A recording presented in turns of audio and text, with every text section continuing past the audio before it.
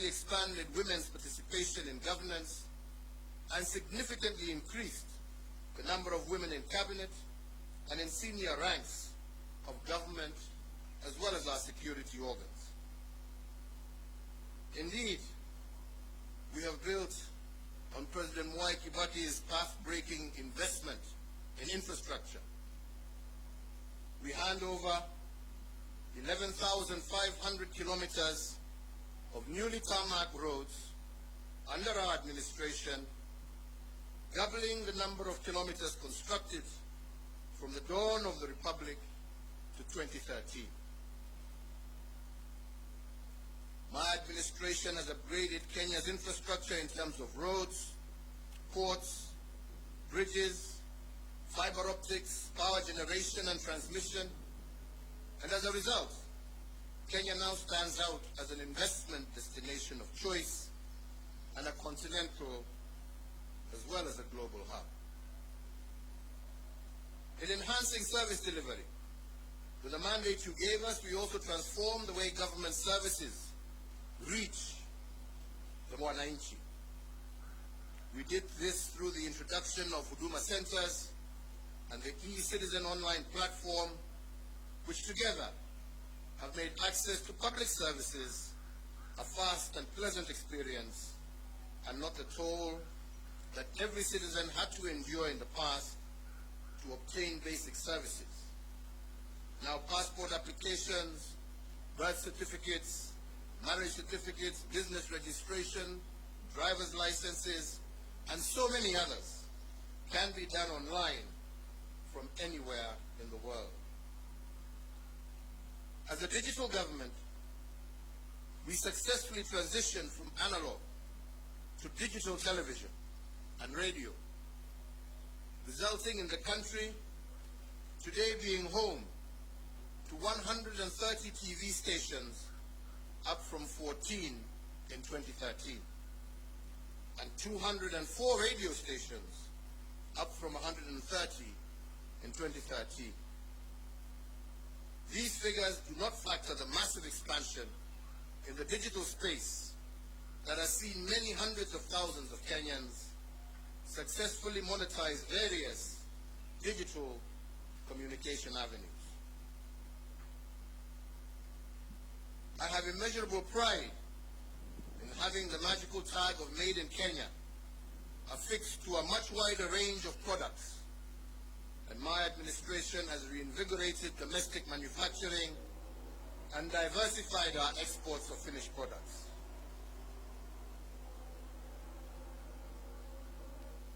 From my predecessor, President Mwai Kibaki, we picked up a country that was the 12th largest economy in Africa to its current position as Africa's 6th largest economy.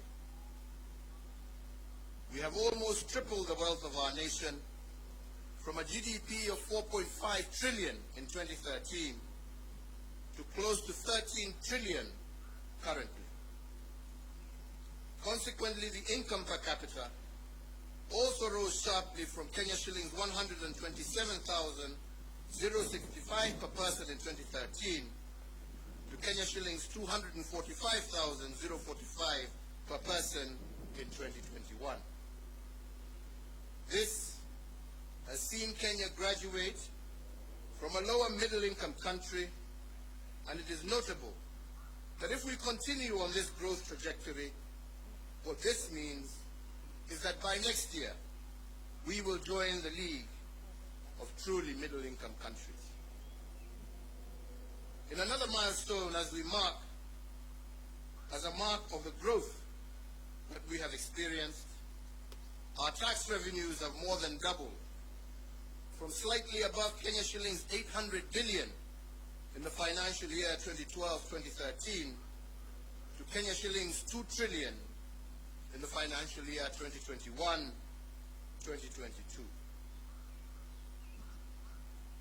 The dream of our forefathers was to rid the country of disease, ignorance, and hunger. And to bring the nation closer to this goal, in addition to the educational gains I highlighted earlier, we have connected more than 13 million Kenyans to clean water and registered a 400% growth in the number of Kenyans issued with NHIF cards, with 17.1 million Kenyans currently issued compared to 4.4 million issued as at April 2013. To enhance access to health care, we have constructed countrywide an additional 1,912 healthcare facilities across all levels of care, representing a 43% increase in the total number of public health facilities in the country. These facilities range from the recently commissioned modern state-of-the-art Level 6 Kenyatta University Teaching, Referral and Research Hospital to health centers and dispensaries at the village level. So fellow Kenyans, every administration has added arrows to our national quiver in energy production. When I took the oath of office in 2013, Kenya's total grid was 1,300 megawatts. This now stands at 2,700 megawatts. But even as we doubled power production, we ensured that our exploits did not break the intergenerational chain of sustainable development. Thus, 80% of the power that Kenya generates is green energy, propelling Kenya to an unenviable position as a continental leader and a pioneering global role model in the generation of green energy. To share in this plenty with all Kenyan families, we have tripled the number of households with access to electricity by connecting an extra 6.3 million households, up from 2.3 million households in 2013. So I therefore hand over in an unbroken chain a country that has connected more people to electricity, more homes to electricity, than any other country in Africa over the last decade. We also heeded that intergenerational call to be conscious, to conserve our heritage and splendor, so as to pass it on to future generations in as good a state as it was given to us, if not better. We have done this by leading a planting campaign where 1.34 billion trees have been planted, moving our forest cover from 6.99% in 2013 to 8.83% in 2022, and increasing our tree cover from 12.3%, thus surpassing the set constitutional threshold of 10% in a record 5 years.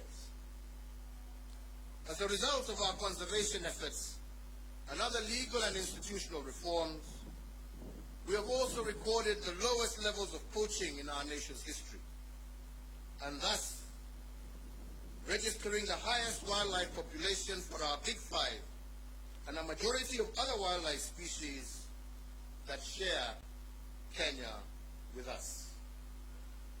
So, fellow Kenyans, while we have made remarkable progress, it is also important that I note and appreciate that building a nation is a journey.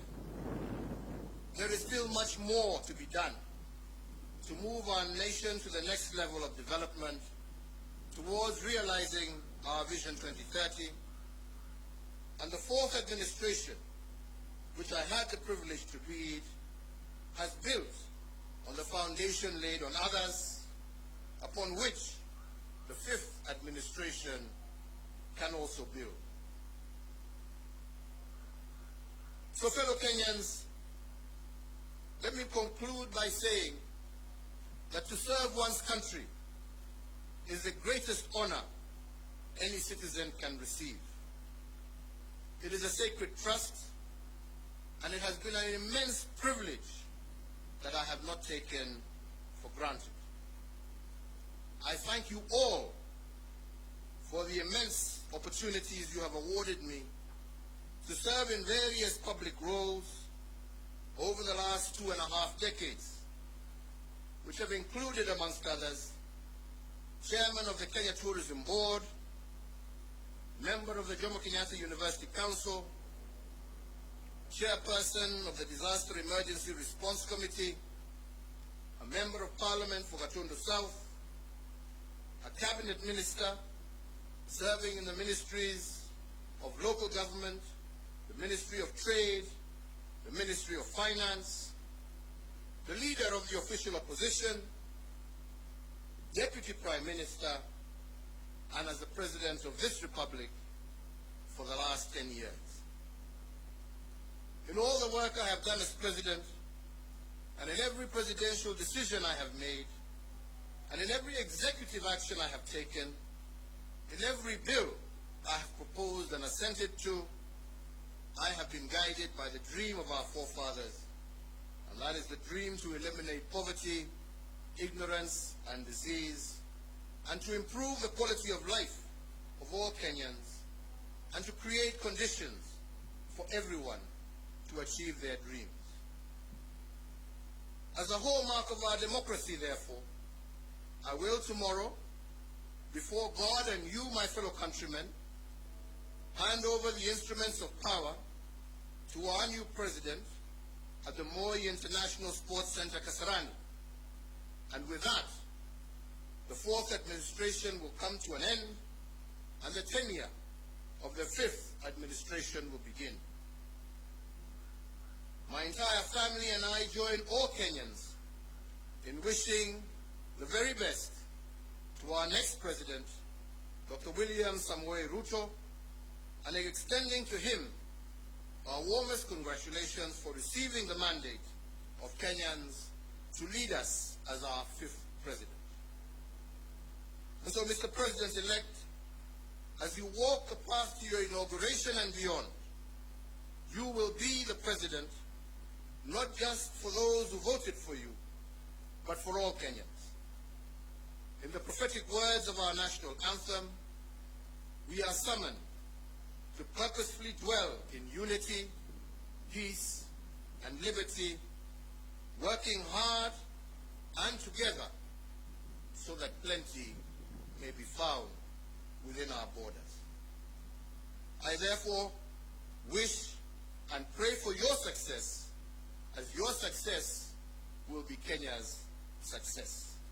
I thank you all. May God bless you, and may God bless this great Republic of Kenya. Asante sana.